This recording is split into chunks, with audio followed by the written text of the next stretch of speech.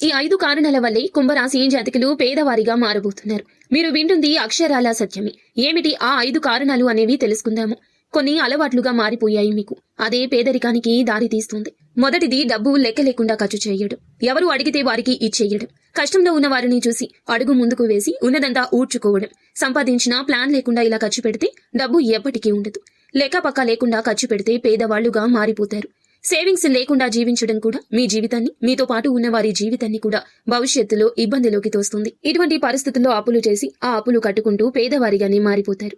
ఇంకా అప్పులు చేసి వస్తువులు కొనడం, అప్పులు చేసి అవసరాలు తీర్చుకోవడం ఇలాంటివి చేయొద్దు. ప్రెస్టేజ్ కి పోయి ఇలా చేస్తే ఈఎంఐలు కట్టుకోలేక కొన్ని రకాల వస్తువులు కొనడం వలన వాటిని అమ్మలేక ఉంచలేక బాధపడతారు.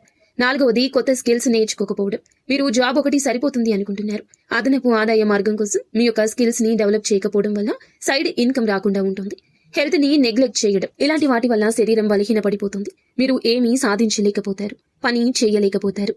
మీకు ఇంకా ఇతరత్ర ఎటువంటి సమస్యలు, సంతాన సమస్యలు, భార్యాభర్తల సమస్యలు, స్త్రీ పురుష వశీకరణం కూడా చేయగలరు మా గురువు గారు. 3 రోజుల్లో పరిష్కారం లభించును. నమ్మకంతో సంప్రదించండి.